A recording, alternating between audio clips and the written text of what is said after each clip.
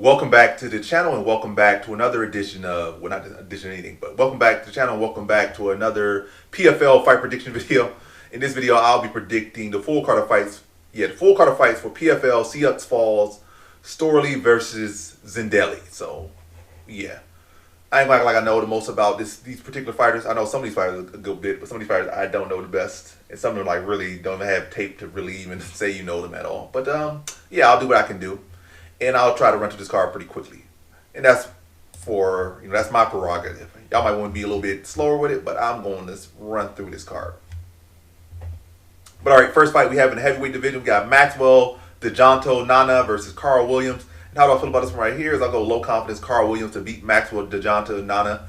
And I don't know the odds on this fight, but on Tapology, Nana's a slight favorite. But I got to go Carl Williams. Like, Nana has not shown anything. When I look at his resume, has not shown anything at any credible level. He fought one guy that was semi-decent and lost. Carl Williams hasn't fight some decent guys. He fought much better guys. The guys he lost to are, guys fighting for the PFL championship and whatnot and winning tournaments. And he did have one terrible UFC fight. By the way, he's fighting a guy that's less dimensional, primarily grappler. Williams, I feel with his wrestling, will be able to dictate where this fight takes place. I feel like Williams is a more fleshed out fighter, fleshed out striker, that's for a higher level, more experience. And I think this goes the distance. I think Williams will be able to, again, to win the takedown battle, get takedowns if needed in this fight, shut down Nana's takedowns for the most part, be able to scramble him, out scramble. And again, it's be a more fleshed out fighter. I think that experience will definitely show. I don't think he gets Nana out of there, but I do think he beats him by a clear decision in this one. So in this one, I got Carl Williams via decision. Now to the next fight we have in the welterweight division, we got Brett Bye versus Taylor Mitchells. And how do I feel about this fight right here? Is I'll go low confidence Brett Bye to beat Taylor Mitchell. So both these guys are pretty terrible at this point. Who knows what happened in their career? Maybe they won't be terrible in the future. But right now I'll say both guys are terrible. But Mitchell has a better record. I said recommend. What am I saying? Better record, better resume, whatever you want to call it, or however you want to say it, or however you want to draw it out. But Taylor Mitchell does have the better resume, but his amateur career, he only has one pro fight and it's a win.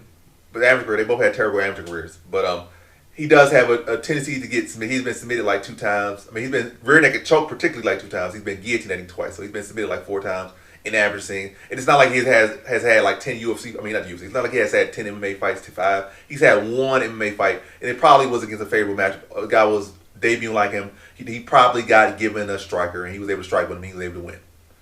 So I would assume that Mitchell's grappling is pretty questionable. And Bye does have a wrestling background. So, just drawing a lot of straws, I'll say that Brett Bye will be able to have a takedown advantage, get some takedowns on him. And, but I'll say it'd be an ugly decision. I don't really rate either guy particularly high. They both got to show me something. But I think Brett Bye will be able to use his wrestling to great success to beat Mitchell's by decision here. So, in this one, I got Brett Bye via decision. Now to the next fight we have in the lightweight division, we got Angel Alvarez versus Bryce Logan. And I really didn't even look at this fight, to be honest. And I'm not going to try to look at it now. So I'm just going to go low confidence Angel Alvarez. And hey, let's just say KO second round. I'm being honest. I did not look at this fight. I don't know who out of these guys are. I think I've seen Bryce Logan fight. I believe I've seen him fight. But either way, go Angel Alvarez to win. Next we got Talia Santos versus Quihi Yan in the women's flyweight division. And how do I feel about this one right here? Is I'll go average confidence Talia Santos to beat Quihi Yan. Quihi Yan, it's not really about Quihi Yan. I just feel like Santos is the better fighter. I feel like she's the better striker. She's fought some of the best fighters in the UFC, and she's fought some of the best fighters outside the UFC. Quihi Yan, she fought like maybe 1 or 2 decent fighters, but yeah, I feel like she's strong physically a bit, but striking not really there. Grappling really not that great. I feel like Santos could beat her wherever way she wants. I'll say like a late second round submission for Santos. Again, I think she'll be able to break her down. Again, beat her on the feet, beat her on the ground, and then break her down and submit her in the second. Or maybe stop her, be a TKO, but I'll say second round submission for Talia Santos. So in this one, I got Talia Santos via second round submission. Now to the next fight we have in the featherweight division, we got Song Won Kim versus Humberto Bandenay. And another fight, I seen Humberto Bandenay fight in the UFC. I seen him fight, I think he's an ultimate fighter and whatnot. I seen him fight. I have not seen this guy fight. And I care not to look at this guy. I'll say low comment to Humberto Bandenay because I have not looked at this guy. And I'm just being flat out honest. I'll say Bandenay KO second round. Next fight, We got in the flyweight division, we got Cheyenne Bowers versus Sabrina De Souza. And how do I feel about this one right here? Is I'll go average confidence Sabrina De Souza. De Souza, pretty bright prospect in the PFL right now. Yeah, I think she's a better striker, better grappler, better overall fighter. My main thing is maybe her cardio, but even outside that, even if that's an issue this fight, I think she still should be able to beat Bowers. Yeah, I think she should be able to beat Bowers however she wants in this fight, striking or grappling. Matter of fact, should I say grappling? I'm loving the second round on this card and a lot of cards. So I'll just say second round submission was, I think she'll be I'll strike her, I'll grab her, just be the better overall fighter. And to show her talent once again in this fight, and I can see a second round submission for Sabrina De Souza. So in this one, I got Sabrina De Souza via second round submission. Now to the next fight, we have in the light heavyweight division, we got Rasul Magomedov versus Rafael Xavier. And how do I feel about this one right here? Is I'll go low confidence Rafael Xavier to beat Rasul Magomedov. So Rafael Xavier has been really showing out for himself as of late. Like I said, his record might not show it. Like the number, what am I saying? I'm casting a spell. Or Numba. All right, chill out. Rafael Xavier. Yeah, he's been showing out. His record, I think, like 13-9, 14-8. Yeah, some ugly record. But he's been showing out for himself. Some fights that probably should have went his way. Pulled off some upset victories. Heavy power. Grappling defense improving a bit. Rasul Magomedov has not fought no one, has not really done nothing impressive. I think he's a good overall fighter, like good full round package, but he has not been tested at this level, and Xavier has. And I think Xavier's at a point where, he don't really care about losing. He just go out there and fight. And, he gives his best effort. Like, some people get to, like, their first time off, they be all shy and timid and stuff. They be so scared about losing. Like they were, like, already damn near 500 record. Like, what I got to lose? Like, he goes out there, he fights, and, like, he can scrap. He's been there with some of the best guys, and he's more than held his own. Beat some of the better guys in PFL, or beat at least one of the better guys in PFL, or better than, a decent guy. Whereas Magomedov, this is his first time really fighting at this level. And I think Xavier's experience is going to be the biggest thing. And his willingness to train, I think Magomedov's going to be a little bit timid, especially when he starts to feel the power of Xavier. And also Xavier being having as much experience he does have, I think he'll be better over the stretch. I can see Magomedov looking good when it's pretty, but when it gets ugly, I can see Magomedov checking out. And a lot of these, like, Dagestani, Magomedov guys don't typically have the best cardio or the best durability, so when they start to get hit, crack, and they can't resume the wrestling or get to a safe place, like, they just mentally check out. And again, Xavier has lost 8 times. Like, he's been in with some best guys. He's been in rough patches, and, he's not really worried about nothing. Like, he'll go out there and give his best effort, and when going gets tough, he's going to be there. You really got to put this guy out there. You really got to be there for 15 minutes if needed, and a hard 15 minutes if needed. Might need to come off the canvas if needed, and Magomedov don't really have no experience of being in that grind. So I think Rafael Xavier, I'm going to say late second round. What am I saying? Should I say I love second round. Let's just stick with second round. Second round TKO for Rafael Xavier. Pretty close competitive first round. Maybe go to Magomedov. Probably might be leading Magomedov early, even in the second round. But now Xavier starts to really connect on him. And I then start to see Magomedov's life points just quickly dwindle. His confidence dwindle. His pacing dwindle. Everything just start to, like, this dwindle. His defense, his timing, his reactions, and they start to get dull and start to feel the power of Xavier. And I see Xavier stop him late in the second round via TKO. So in this one, I got Rafael Xavier via second round TKO. Now to our next fight, we have in the bantamweight division, we got Magomedov versus Leandro Higo. And how do I feel about this one right here? Is I go average confidence Magomedov to beat Leandro Higo. And Higo is a very solid fighter. He's a very well-rounded fighter. But I think Magomedov will be able to dictate this fight with his wrestling.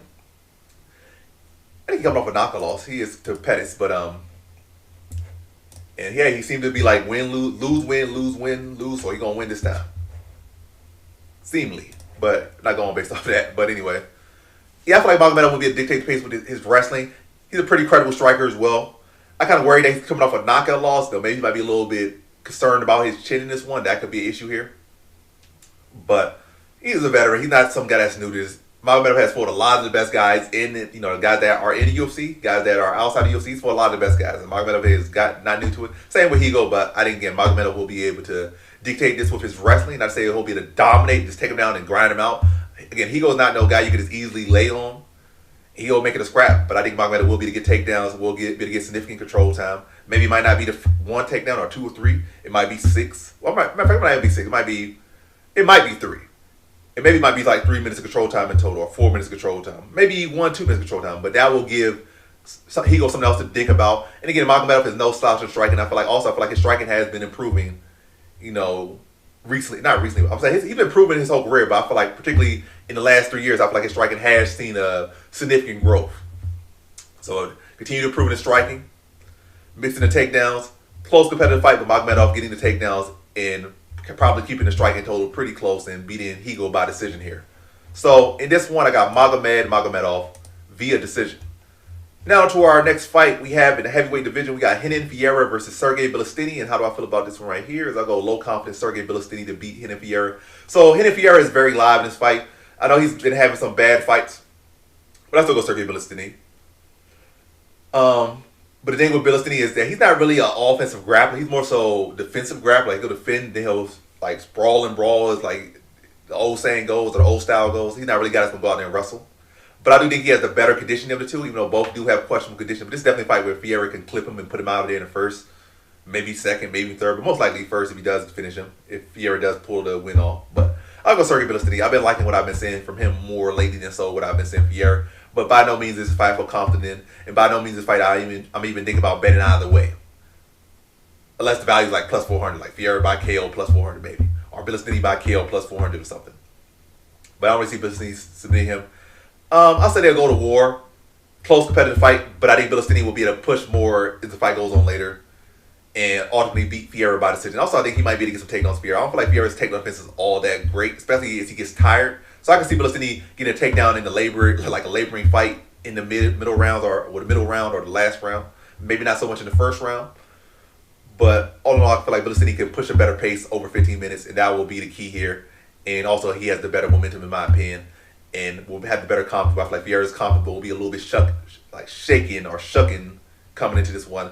So yeah, better momentum on Bilostenny's side, better conditioning, better cardio, better pacing, and that will be the key here to beating Fierra over the course of 15 minutes. So in this one, I got Sergey Bilostenniy. Well, I'm doing this. Yeah. But yeah, in this one, I got Sergey Bilostenniy via decision. Now to our next fight, we have in the light heavyweight division, we got Simeon Powell versus Emiliano Sordi. And how do I feel about this one right here? Is I'll go average confidence Simeon Powell to beat Emiliano Sordi. I think Sordi's a solid, experienced fighter. I think he's been kind of having a little bit of resurgence here. But I think Simeon Powell will be able to beat him. I think he's the better striker. Sordi doesn't really have the best offensive grappling, so I think Simeon Powell would not have the greatest issue there. But yeah, I think Simeon Powell will be able to address the grappling Sordi. I think he'll have the length, have the striking advantage, faster, younger, more pop in his punches. And I think he'll be able to catch Sordi, I won't say third round. I feel like Powell has not really been a particular first round finish. I can see this fight being a little bit rough, a little bit ugly, but at points. But also I think Simeon Powell's power will come through, and I think he stops Sordi early to mid third round via TKO. So in this one, I got Simeon Powell via third round TKO. Now to our co-main event, we have in the lightweight division, we got Rabadanov versus Alexander Chizov. And how do I feel about this one right here? Is I'll go average confidence Rabadanov to beat Alexander Chizov. I think Chizov's a solid fighter, solid one-round fighter, but I think there are levels of this game, and Chizov is jumping from here to here. Like, he's taking a real big jump. I don't even feel like Rabadanov even lost his last fight. I feel like he really should have won that fight, but hey, he didn't do all he should have done to make it a clear decision, and the judges going to do what they're going to do. But against Chizov, I think Rabadanov will be very hungry, very motivated, maybe a little bit angry, but in a good way. Come in motivated. And I'm going to say like a third round TKO. I think Chizov will be game.